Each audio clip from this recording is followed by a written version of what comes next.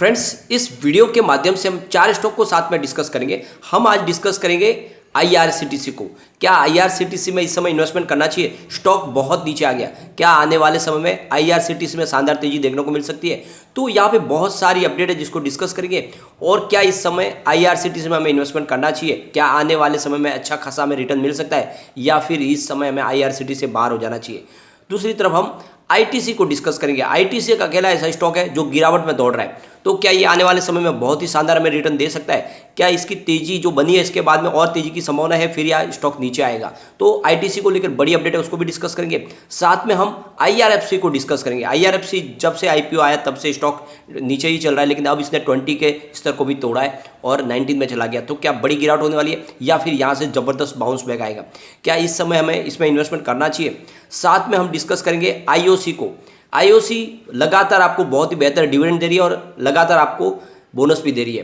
Company की price भले नीचे हो शेयर की, लेकिन लगातार डिविडेंड और बोनस के दम पे ही स्टॉक आपको मालामाल कर रहा है। और आईओसी से एक बहुत बड़ी अपडेट निकल के आ रही है। आईओसी ने एक बहुत बड़ा फैसला किया है। क्या है वो फैसला, उसको जानने की कोशिश करेंगे इस वीडियो के माध्यम से।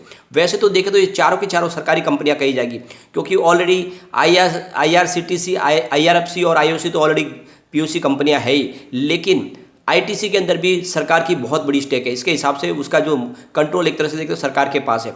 तो क्या ये चारों जो स्टॉक है आने वाले समय में मालामाल कर सकते हैं? क्या हमारे निवेश को कई गुना बढ़ा सकते हैं?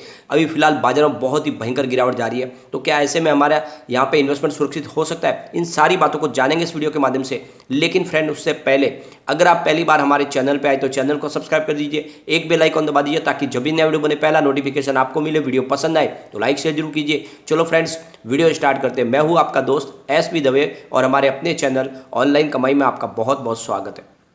फ्रेंड्स, सबसे पहले हम आईआरसीटीसी की बात करेंगे तो स्टॉक 597 पर आ चुका। फ्राइडे को मैं यहाँ पे 0.42% की गिरावट देखने को मिली, यानी लगभग आधा प्रतिशत की गिरावट थी, बड़ी गिरावट नहीं थी। आईआरसीटीसी की बात करें तो ये रेलवे की एक बड़ी कंपनी है जो कैटरिंग का बिजनेस करती है, या रेलवे में यानी फूड सप्लाई करती है। साथ में कंपनी का पैकेज ड्रिंकिंग वाटर का बिजनेस भी है, रेल नीर के नाम से। साथ में कंपनी का जो बिजनेस सबसे बड़ा है वो है इसका टूर पैकेज ऑर्गेनाइज करना। कंपनी अलग अलग टाइप के बहुत सारे टूर पैकेज ऑर्गेनाइज करती है, चाहे वो एयरवेज के माध्यम से हो या फिर रेलवे के माध्यम से हो। तो कंपनी का ये सबसे बड़ा प्रॉफिट मेकिंग बिजनेस है। लगातार बहुत सारे धार्मिक जगह पे ट्रेन के माध्यम से वो पैकेज टूर बनाती है कंपनी, और बहुत सारे टूर पैकेज की वजह से इनकी रेवेन्यू में बढ़ोतरी अच्छी खासी है। साथ में कंपनी का जो बिजनेस है वो है ऑनलाइन टिकट बुकिंग का। ऑनलाइन टिकट बुकिंग के माध्यम में कारोबार में बहुत ज़बरदस्त वृद्धि शुरू हो गई है जब से कोरोना काल आया। कोरोना के बाद में लोगों ने अपनी गतिविधियां चेंज कर दी। पहले लोग प्लेटफॉर्म पे जाकर टिकट लेते थे, लेकिन अब ऑनलाइन बुक करने लगे, तो इससे सीधा फायदा हो रहा है आईआरसीटीसी को। ऑलरेडी आईआरसीटीसी सिर्फ रेलवे के ही टिकट बुक नहीं करती, बल्कि उनकी वेबसाइट के माध्यम से आप होटल की बुकिंग भी कर सकते हो और हवाई जहाज के टिकट भी बुक कर सकते हो। इसी वजह से आईआरसीटीसी का ये बिजनेस तेज़ी से ग्रो कर रहा है। इन्होंने जो रिजल्ट पेश किया Q4 का बहुत ही बेहतरीन है। रिवेन्यू 690.96 करोड़ रुपये निकल रहा है, जहाँ पे 103.95% की हमें ईयर ऑन ईयर बेसिस पे बढ़त देखने को मिली। नेट इनकम 213.78 करोड़ रुपये की है, जहाँ पे 105.98% की ईयर ऑन ईयर बेसिस पे हमें बढ़त देखने को मिली। डायलूटेड ईपीएस 2.67 है, जहाँ पे 105.38% की ईयर ऑन ईयर बेसिस पे हमें बढ़त देखने को मिली। और नेट प्रॉफिट मार्जिन 30.94% है, जहाँ पे 1.01% की ईयर ऑन ईयर बेसिस पे हमें बढ़त देखने को मिली। तो फ्रेंड्स, आप देखोगे कि सारे के सारे आंकड़े पॉजिटिव है। इसका मतलब यह है कि बहुत ही बेहतर रिजल्ट पेश किया है, और इस कोविड के बाद में जिस सारी कारोबारी गतिविधियां शुरू हुई है तो इसको बहुत सारा बेनिफिट मिल रहा है। अगर हम आईआरसीटीसी के रिटर्न को डिस्कस करें तो पिछले एक साल के हिसाब से इन्होंने शानदार 44% का पॉजिटिव रिटर्न दिया है।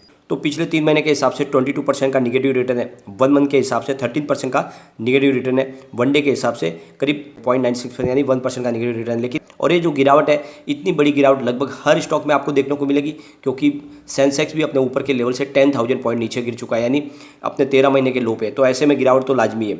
अब यहाँ पे अगर आप देखोगे तो कंपनी लगातार आपको डिविडेंड देती है।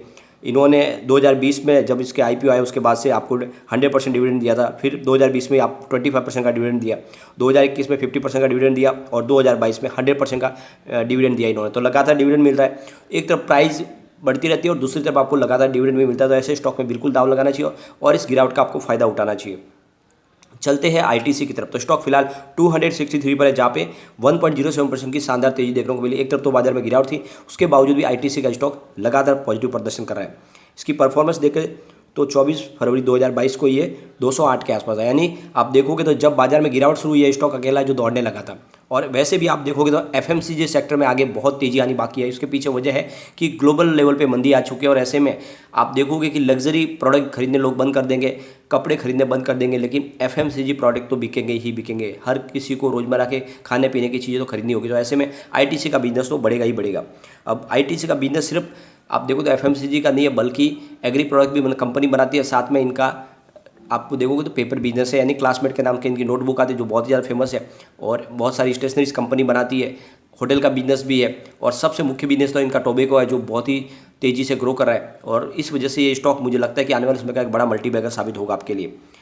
यहाँ पे मोतीलाल ओसवाल की तरफ से बाई भी कॉल निकल के आ रही है। मोतीलाल ओसवाल ने इसका 335 का टारगेट दिया और उन्होंने इसके जो उसका टारगेट है उसको अपग्रेड किया, यानी इसकी रेटिंग को अपग्रेड किया है। और उनकी तरफ से कहा जा रहा है कि आने वाले समय ये 335 तक आराम से जा सकता है। तो बिल्कुल आपको इसमें इन्वेस्टमेंट करना चाहिए इस समय आईटीसी में।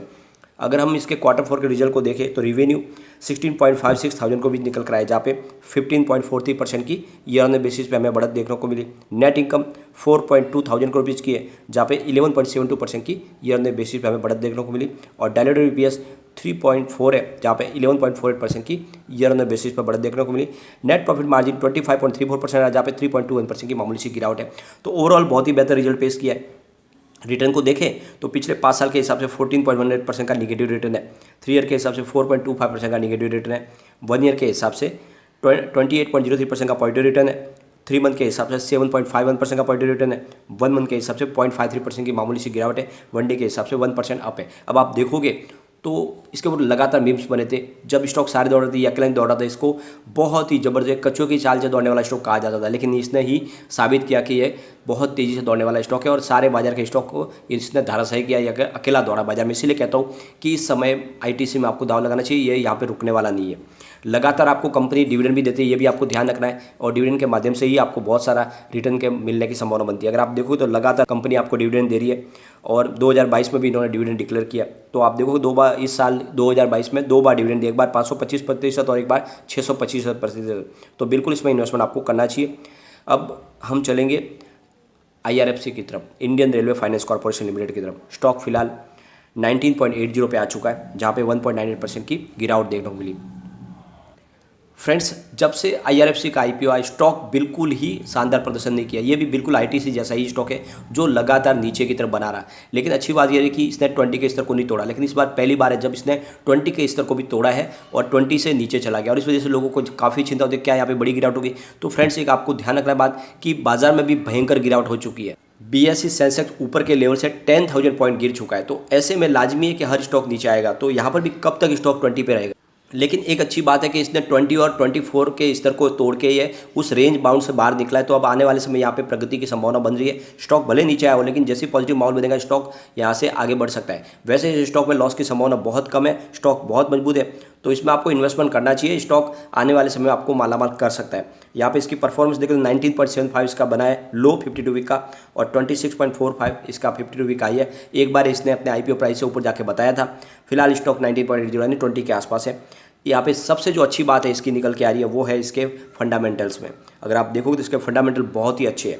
इसका मार्केट कैप 26,398 करोड़ रुपीज़ का बहुत ही मजबूत मार्केट कैप है। इसका P रेशियो 4.33 का है, PB रेशियो 0.64 है, इंडस्ट्री P 14.05 है, डेप्ट टू इक्विटी 9.47 है, ROE इसका 15.84% है, EPS 4.66%, डिविडेंड 6.41% का आपको दिया, और बुक वैल्यू 31.37 है, फेस वैल्यू 10 है। तो ये अपनी बुक वैल्यू से बहुत नीचे ही आपको ध्यान रखना है। और ये कंपनी बहुत मजबूत है, क्योंकि यहाँ पे आपका भले ही इसको कर्ज ज़्यादा हो, क्योंकि ऑलरेडी ये तो कर्ज लेके कर्ज देने वाली कंपनी है। ये अलग अलग फंड से जगह से फंड इकट्ठा करती है, चाहे फॉरेन फंड्स हो या फिर इंडिया की बड़े फंड हाउस, उनसे फंड लेके रेलवेज को देती है। तो इसका NPA बनने की तो कोई संभावना नहीं है। इनका जो भी बकाया वो तो वापस वसूल हो ही जाएगा। तो ऐसे में स्टॉक आने वाले समय में कमाल करेगा। और ये सिर्फ IPO, जिस तरह से LIC का IPO में लोगों को गलत टाइमिंग पे आ गया, और LIC का IPO जिस तरह लोगों को लॉस दे रहा, वैसे ही इसके साथ में हुआ। एक बार हम इसके पिवट लेवल को चेक कर लेते हैं, तो यहाँ से और गिरावट हुई तो 19.67 का फर्स्ट सपोर्ट है। ये सपोर्ट टूटा तो 19.53 तक स्टॉक जाएगा। तीसरा सपोर्ट 19.32 का है, यानी अभी भी 19 के नीचे जाने की संभावना तो बहुत कम है। पॉजिटिव माहौल बनेगा तो 20.02 का फर्स्ट रेजिस्टेंस है, इसको पार करेगा तो फिर 20.23 तक स्टॉक जाएगा। तीसरा इसका जो रेजिस्टेंस है वो 20.37 का है। तो मुझे लगता है कि डिप में खरीदारी इस स्टॉक में करनी चाहिए। यहाँ पे आने वाले समय आपको बहुत ही बेहतर रिटर्न मिलने की संभावना बनेगी। ये भी आपको ध्यान रखना है कि कंपनी ने लगातार आपको डिविडेंड देना शुरू कर दिया है। आईपीओ आने के बाद 2021 में आपको 10.5% का एक बार डिविडेंड दिया, उसके बाद में 7.7% का डिविडेंड मिला और इस बार इन्होंने करीब 14% का डिविडेंड डिक्लेयर किया। तो इस तरह से अगर आप देखो तो लगभग ₹2.5 का डिविडेंड तो कंपनी दे चुकी है। तो आईपीओ प्राइस से ₹2.5 नीचे तो आपकी एक बाइंग प्राइस हो चुकी है। तो ऐसे में आपको इसमें इन्वेस्टमेंट करना चाहिए। और यहाँ पे इन्वेस्टमेंट अगर आप देखें तो जनरल पब्लिक का इतना ज़्यादा नहीं है जितना ऑलरेडी दूसरे फंड हाउस ने भी करके रखा है। यहाँ पे देखो सरकारी होल्डिंग 86.36% की है। एफआई की बात करें तो 1.06% की होल्डिंग सेप्टेम्बर में थी, उसको बढ़ा के दिसंबर में 1.09% किया और मार्च में फिलहाल 1.12% की होल्डिंग है। तो एफआई लगातार यहाँ पे होल्डिंग को बढ़ा रहे, जबकि आपने देखा होगा पिछले 6 महीने से एफआई बाजार से अपना पैसा निकाल रहे, लेकिन वो आईआरएफ से अपनी होल्डिंग को बढ़ा रहे। बात डीआई की करें तो 3.19% की होल्डिंग सेप्टेम्बर थी, 3.20 दिसंबर, फिलहाल 3.18% की होल्डिंग है। तो लगभग एक जैसी होल्डिंग डीआई की है, उन्होंने अपनी होल्डिंग को मेंटेन रखा हुआ है। म्यूचुअल फंड की बात करें तो 2.08% की होल्डिंग सेप्टेम्बर थी, 2.04 हुई दिसंबर, फिलहाल 2.02% की होल्डिंग है। तो लगभग 2% की होल्डिंग बनी हुई है म्यूचुअल फंड की भी। अदर्स की बात करें तो जनरल पब्लिक की तो 9.39% की होल्डिंग सेप्टेम्बर थी, 9.35 दिसंबर, फिलहाल 9.34% की होल्डिंग है। तो सिर्फ जनरल पब्लिक की होल्डिंग यहाँ पे घट रही है और इसी मौके को आपको कैश करना है और स्टॉक में दावा लगाना है। ये स्टॉक आने वाले समय आपको माला माल कर देगा। चलते हैं हम चौथे हमारे स्टॉक की तरफ, जो है इंडियन ऑयल कॉर्पोरेशन लिमिटेड यानी आईओसी। फिलहाल स्टॉक 104 पर है, जहाँ पे 3.01% की गिरावट देखने को मिली। अब आईओसी फंड रेजिंग करने जा रही है एनसीडीएस के माध्यम से, यानी करीब 2500 करोड़ रुपये का, 2500 करोड़ रुपये का फंड रेजिंग करने जा रही है कंपनी और ये प्राइवेट प्लेसमेंट के माध्यम से करेगी। 17 जून 2022 को इन्होंने अपनी अनाउंसमेंट की है। तो ये समझ लो कि जो इन्होंने फंड रेजिंग की जो व्यवस्था की है, इसके पीछे सबसे बड़ी वजह है कि ये अपने जो भी इनका जो कर्ज है उसको रिफाइनेंस करने वाले पुराने कर्ज को और चुका के उसको रीफाइनेंसिंग की जाएगी। साथ में अपने कैपिटल एक्सपेंडिचर के लिए इसको काम में लिया जाएगा, बिजनेस को बढ़ाने के लिए और दूसरे खर्च के लिए यहाँ पे फंड रेजिंग की जा रही है। और इसके बाद में ये कंपनी तेज़ी से अपने कारोबार को आगे बढ़ाने की कोशिश करेगी। बहुत ही मजबूत कंपनी है। अगर आप देखोगे तो इसने डिविडेंड और बोनस के माध्यम से ही लोगों को मालामाल कर दिया। पिछले कई समय से लगातार 1994 से लगातार आप देखोगे तो बोनस मिल रहा है। इस बार भी इन्होंने बोनस डिक्लेयर किया है। इसकी अनाउंसमेंट डेट है 17/5/2022 और कंपनी 1:2 के रेशियो में बोनस देने जा रही है। फ्रेंड्स, इसकी एक्स बोनस डेट है 30/6/2022 और इसकी रिकॉर्ड डेट है 1/7/2022। तो अगर आप 30 तारीख के पहले अगर आप शेयर खरीदते हो और अगर आपके डीमेट अकाउंट में आ जाते हैं तो बिल्कुल आपको बोनस मिलेगा। तो इसमें इन्वेस्टमेंट आपको करना चाहिए। लगातार बोनस देती है कंपनी, साथ में लगातार आपको डिविडेंड भी देती है। इन्होंने पहले महीने इसी साल वो आपको डिविडेंड भी दिया 40% का। तो लगातार डिविडेंड और बोनस देने वाली कंपनी है। इस कंपनी में आपको बिल्कुल इन्वेस्टमेंट करना चाहिए। भले इसकी शेयर की प्राइस न बढ़े, लेकिन बोनस और डिविडेंड ही आपको मालामाल कर देगा। तो बिल्कुल अपना दाव लगाए। लेकिन फ्रेंड, कोई भी इन्वेस्टमेंट करने से पहले अपने फाइनेंशियल एडवाइजर से एक बार ले ले या अपना खुद का रिसर्च करें, क्योंकि मैंने वीडियो आपके एजुकेशनल पर्पज के लिए ही बनाया। वीडियो पसंद आए तो लाइक शेयर जो कीजिए और चैनल को सब्सक्राइब कर दीजिए। Thank you friend.